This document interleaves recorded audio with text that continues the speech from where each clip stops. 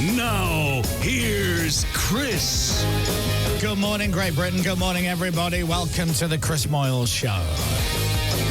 It's Wednesday. It's the 13th of November, 2024. Can you believe it? Where is this year gone? Where has the year gone, guys? We're live on Global Play. You can watch us and see us all looking fresh and lovely. Hello. Tiff watched a bit of the show yesterday. Oh, good, yes. And I was wearing a red T-shirt. Yeah. Now, this red T-shirt that I was wearing is by a designer called Eric Emanuel, I believe. Right. Morning, Eric. And it's a red T-shirt with his logo on, which is two E's. Makes sense. That's his name. It's not the mobile phone people, it's Eric. Yesterday, Captain Crabbeard said, when he walked into the studio, I really like your T-shirt. I like that. That's nice. And I said, oh, thanks, man. Anyway, I spoke to Tiff later on in the day, and I said, you were listening to the show this morning, nice and early. She goes, I watched it. I said, did you? She goes, yeah, I watched the show. Oh, nice. You're wearing a red T-shirt. You're wearing a really bright red T-shirt in a green studio. Oh. Oh. And I'm like... Yeah? Everyone's a critic?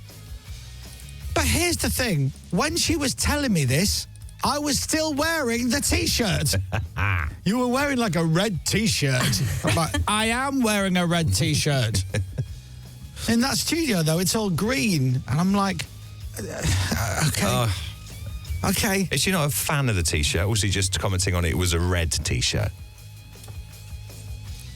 I just honestly, I don't know anymore. Yeah. I don't know Was anymore. it a good red? Did she say you wearing a red T-shirt? Here's the thing. She was with me when I bought that T-shirt. I've worn that T-shirt many times before. All of a sudden, she sees the red T-shirt on me in a studio, which is predominantly green.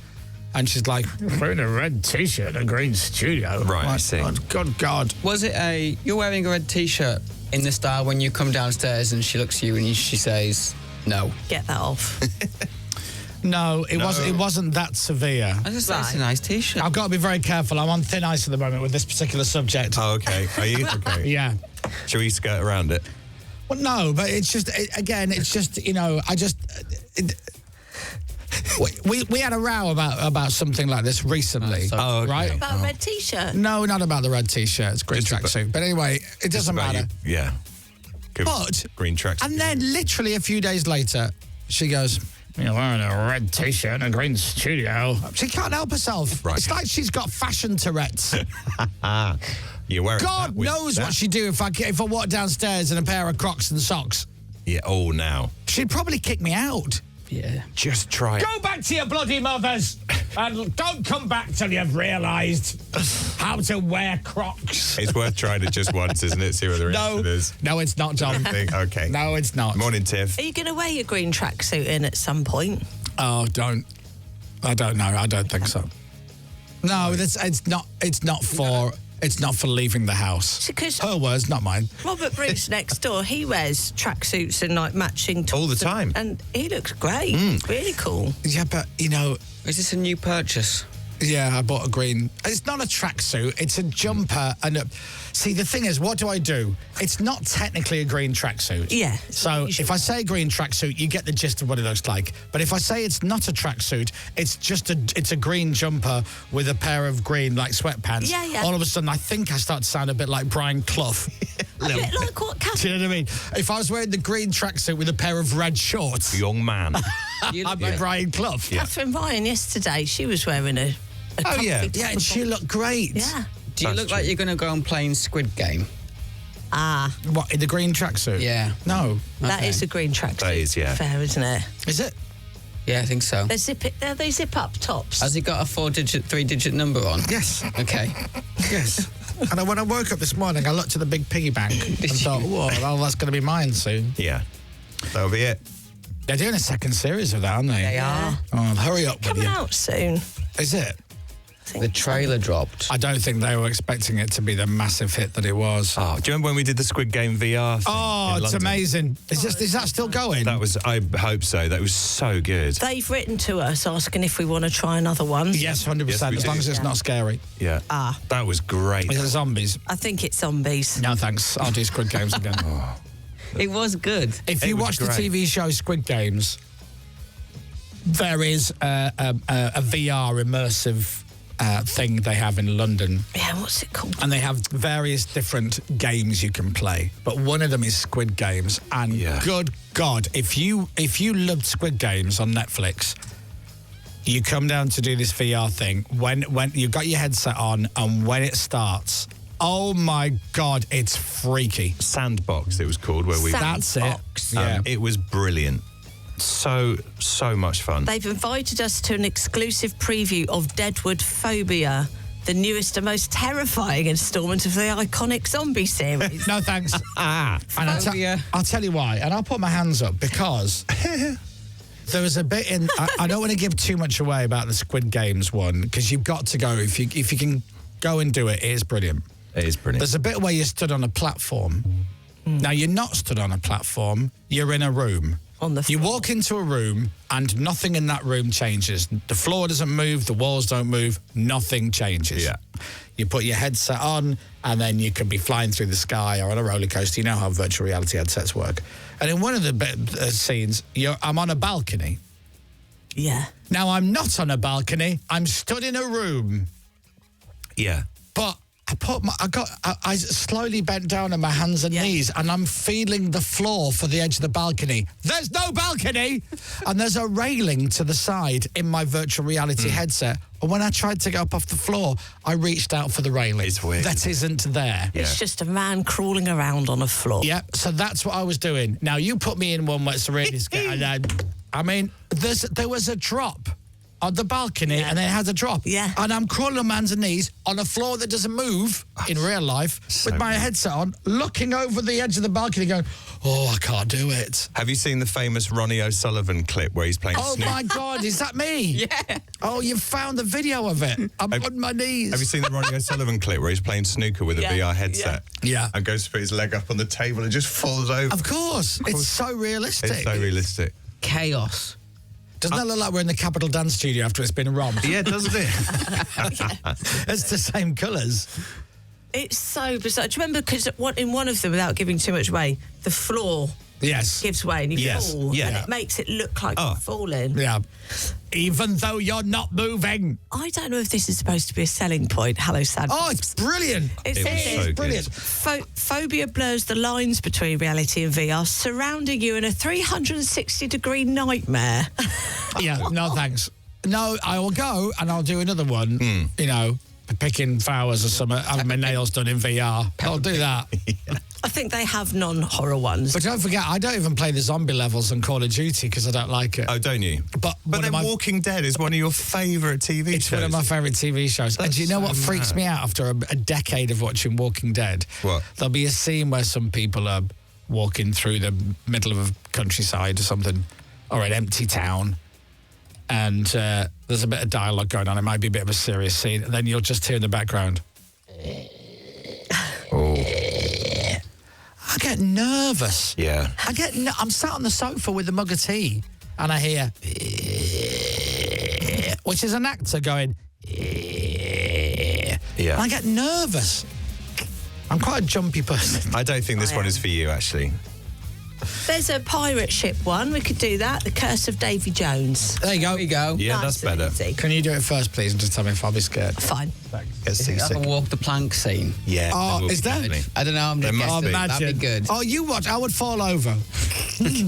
I did a Star Wars one years ago with Jamie. I can't call him my trainer anymore because I don't train because I'm a pig.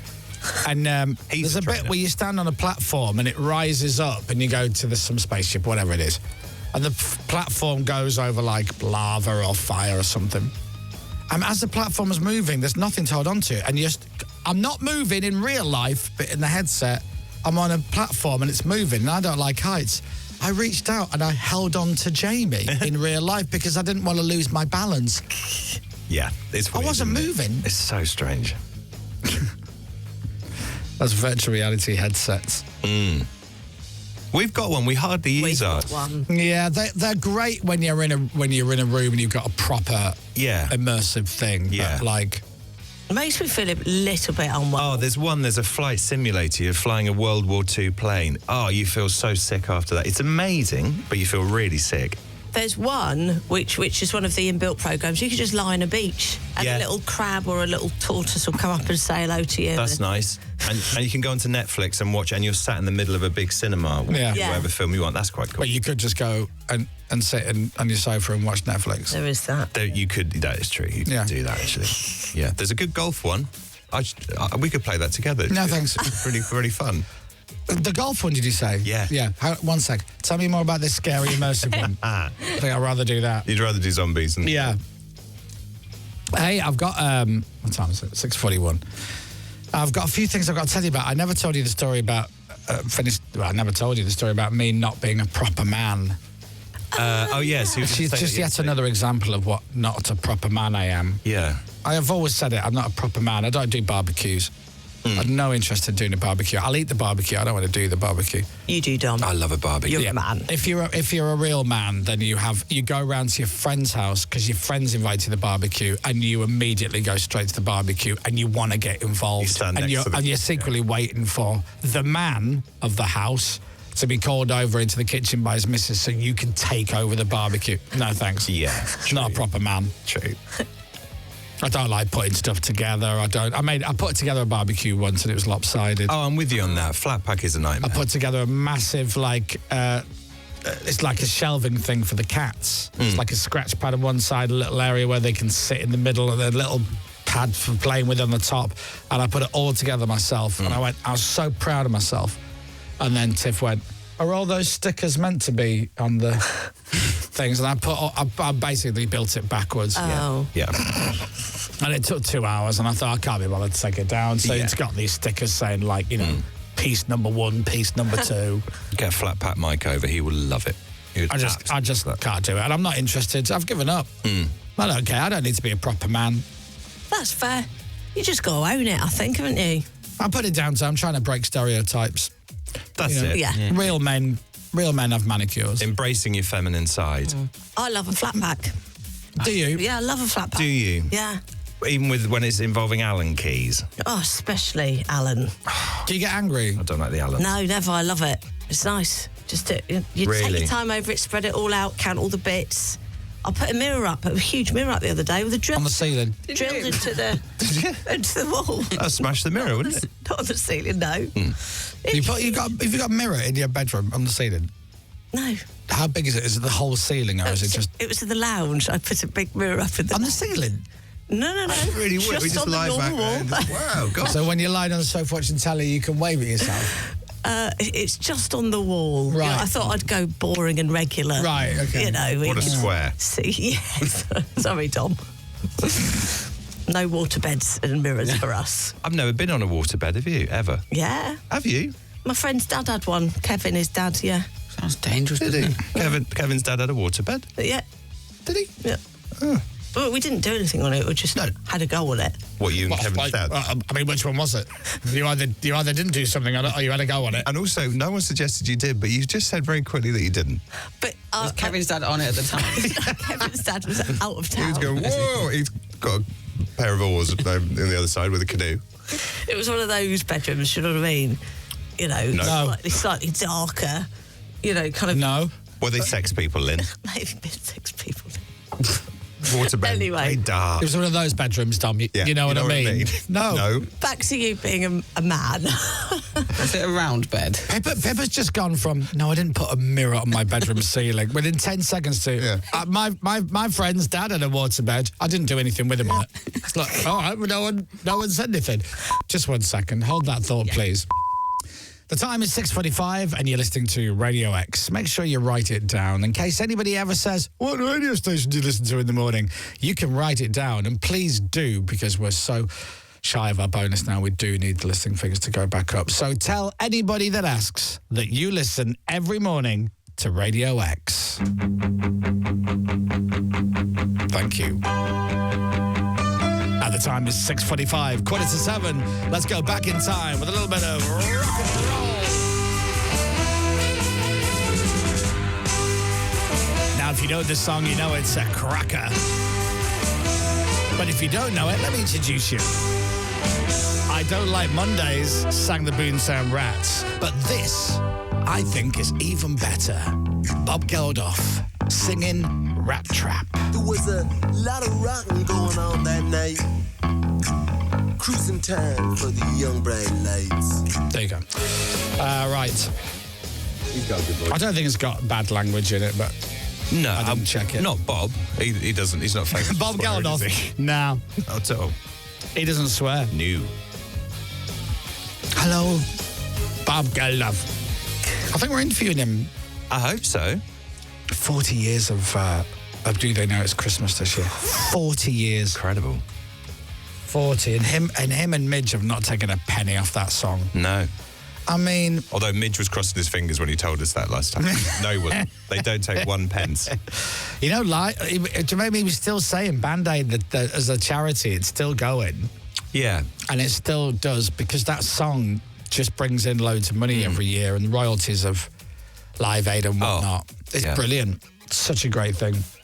We spoke to Bob before. I think he was in his house. Wasn't it like on Zoom and something? He was in his house. Was that during lockdown, possibly? I think so. Yeah. That'd be nice, though, wouldn't it? Because we talked about, the only thing I can really remember talking about it, I remember he called me Moyles, and we talked about Zig and Zag. We did. I thanked him for bringing Zig and Zag to the attention of the British public. Planet 24, wasn't he? Yeah. Big Breakfast back. That was his company. He started the Big Breakfast. Zig and Zag were on every day. Zig and Zag were on Kids Telly in Ireland. Yeah. They were the equivalent of Ed the Duck and Gordon the Gopher and all of that. Yeah. And he put them on the Big Breakfast every day, and then everybody fell in love with Zig and Zag. It did. Who are still funny, by the way. Yeah. Still really funny. You had a T-shirt. I had a few. You did? I had the album. Was Before Them Girls, They All Love Me, Right. they had an album. I had the Teddies. Loved Zig and Zag, yeah. They send us a message. They Yeah. sent me a message for my One of you, was it your last? birthday, yeah. Didn't Cousin Susie get them from you? It was Zig and Zag and Dustin the Turkey. Oh, my God. They're It's like hard I to won get- the lottery. They're hard to get hold of, those two. I'd never heard the turkey before. Dustin the Turkey, yeah. Never heard of him. Eurovision legend. He appeared on the broom cupboard. It was Yes. the den. Yes. And so Zig and Zag were on the den with Ian Dempsey, whoever was hosting it, right? And then one year they had a turkey, a new character called Dustin the Turkey appear. And Dustin the Turkey was like, "Oi, how you doing, Dustin the Turkey, oi?" And he mentioned maybe something about the January sales, and then Zig and Zag and the presenter would look at each other and go, "He's not going to make it, is he?" It's a good bit. And the gag was, but basically Dustin the Turkey was going to last till Christmas, then you were never going to see him again. Yeah. But I think he got pardoned every But year. he was so popular as a character, they're like, well, we can't kill him off now. But yeah. But they did. No. No, they didn't. Okay. No, Dustin's still going. He's alive, isn't he? Yeah, he was the official Eurovision entry for Ireland, wasn't he, one year? Yes, he was. Absolutely, he was. Above Deadwood. Wow. Yeah, everybody's above Deadwood, to be fair, in every capacity. John and Jedward. Anyway, so listen to this. I'm not a proper man. Why? Part 703. Okay. So we have the man cave at home, and it's got 2 desks. That originally, one desk was mine, and one desk was Abby's. And when we were working, we would work in the man cave, and then one desk got turned into a DJ corner. Right. And anyway, and then when Tiff's working at home, she just sits in the kitchen. She can't be bothered to go all the way up to the man cave. Right. So she'll sit in the kitchen. And the printer's upstairs, and the man cave's like the office and whatnot. Anyway, so she's got a little printer, plugged that into the kitchen. Right. Because, that's where she works. That's it, yeah. It's the kitchen, but she sits Their there. office, yeah. So she wants a printer in there, so she doesn't have to go upstairs to the attic, to the man cave. And a label machine and something else. And you're fine with all that. Well, I don't get a say in it. Don't get a say in it? No, of course not. No. I don't get a say in it. I'm a beaten down man. All right. I'm beaten down. Right. Anyway, printer packs up. Okay. So I said, well, I'll get a new printer. Don't worry about it. Anyway, Tiff's gone away for a couple of days, so with work. So I'm like, I get the printer delivered, Yeah. and I'm like, Easy peasy. I can put this together. I am legally a man. You are. So I follow the instructions, and they're not instructions. They're just like sketches of what it looks Right. like. So it's like it implies that it's opened a flap at the front, and I'm spending a couple of minutes on this before I realise I've got it the wrong way around and all that. Right. Anyway, I get it sorted. I plug in the ink cartridges, switch it on. It does the automatic thing where it just prints a page of different things. We didn't ask it to, but it's just just makes let you it know it's work. doing its stuff. Yeah. By the way, if you'd have live streamed this, I would have loved it. You would have done. When you realised it was the wrong way around. Well, then it's got Wi-Fi on it, and it's got its own email address, so I can email the printer and ask it to print stuff. How I do that, I've no idea. Right. Is that- Hello, James? can you print these documents, please? I don't know how you do it. How are you? Hope you're well. Apparently that's pretty standard. What is? An email? Yeah. Is it? Yeah. Is it? Mine's got one, Right, okay. but I've never emailed it, actually. No, I've never. No. Well, anyway, so I set it all up, Imagine if it emails back. and it prints. I go, what's it printing? And it prints a piece of paper that says, congratulations, you've set up your Wi-Fi, and here's the email address for this printer. I'm like, Great. this is brilliant. Well That's done. lovely. But so I'm really happy. And it's sitting there looking sleek and sexy. Anyway, Monday, I think it was, I'm on the treadmill, and Abby's texted me a couple of times, and she's asked me to sign some form. And then she's like, I need you to date it. Can you date the form as well, and then scan it and send it back to me? Right. So I'm like, yeah. It's technology, I'm all over this. Leave it with me. So I'm upstairs and the printer's downstairs, and I'm like, but it's on the Wi-Fi. Let me go to that document, hit print. The printer comes up immediately, and I hit go. And I'm like, okay, great, lovely. Had a shower, got changed, went downstairs, and there's the piece of paper that I printed while I was upstairs. It came out the printer downstairs. Very clever. Brilliant. Lovely. That's good. And then the screen started flashing. Oh, yeah. Yeah. Saying you were brilliant. Yeah, just saying, why are you so excellent at this? Email me. Email, we haven't spoken hang to out. Bearing in mind, this is the first thing that I've actually properly printed on it. It's done the 2 test pieces, and then I printed this. The battery is faulty and must be replaced. For ordering information, visit the HP support website and search for this printer. I've printed one piece of paper on it, and it's broken. That's not broken. It's just not working. I've got a faulty battery. It's just out of the box on Sunday. This is Monday. Do you think it needs, does it need to just sit in charge for a bit? No. Yeah. But it's plugged in. So why is there a battery at all? It's plugged in. James? Why has it got a battery? It's plugged in and switched on. And it's like that. Nah, battery's screwed. You need to get a new one. I went, why don't you get a bloody new one? Yeah. You've got an email address. Can't you just email HP and get a new one? I didn't break it. That can't be right. Why is the onus on me now? Yeah. The printer is that intelligent. It said, here, listen, shh, come here. There's a problem with the battery in here. You need to get a new one. What? So now I've got to go to the website. I've got to type in the printer. I've got to get a new battery. Tell you what, printer, why don't you get me a new bloody battery? They don't do battery. They don't have battery. It says James, do they?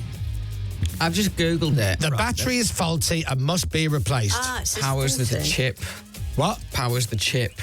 What chip? Oh, the battery does. Yeah. What so it chip? knows what time it is. What? Not I don't like need a French I fry. don't need the printer to know what time it is. Just print. Yeah. Yeah, it needs to know what time, so it knows what time you emailed. Why? Just so he knows. No, it doesn't. You're making this up. It's not. It doesn't have a gender. It's a printer. Yeah. Peter the printer. Literally 24 hours and one piece of paper printed, and the thing I put together out of the box is now Brock. That's quite unfortunate for a battery. Yeah. Yeah. That's And it wants me, Hewlett Packard, wants me to go to the website to then find out what printer it is and then order a new battery. Why can't you order it? You've got an email address. You're on Wi-Fi. Yeah. You know what time it is, apparently, and you got a gender. Live stream the battery swap today. I haven't got the new battery. Just try see if there's an AA somewhere. No, I don't think it's an AA, do you? Take it to bits. But I didn't even put the battery in. It didn't come with a battery. Well, I guess it comes with a built-in one. What? Yeah, I've never heard of that before. ChatGPT gives a little bit of troubleshooting, thoughts. Does it say order a new battery? It says check the battery connection. So just to check. I don't know where the battery is. Charge it. It's Inspect plugged it. in. Charge it. Perform a Inspect it. hard reset. Have you done a hard reset recently? Yeah. What? Yeah. Have you done a hard reset? Well, it switched itself off. It went, there's a problem with the battery. Okay, bye. Like C-3PO in Star Wars. I'll be shutting down now for the evening. So I'm like, what do you mean hello? So I switched it back on and it went, oh, hi. Yeah, you need a new battery. Bye-bye. still need a new battery. And it went again. Oh, I think you've been very unlucky. Yeah. Oh dear. I think they should send me a new blooming printer. That's what they should do. Oh yeah, there's a problem with it. You go on the website. You order a new one. You get lost. Send me a bloody battery, you little kid. Anyway, thanks for watching. Right, Dominic Byrne has your news when we come back right after this. Bye. The Chris Miles Show.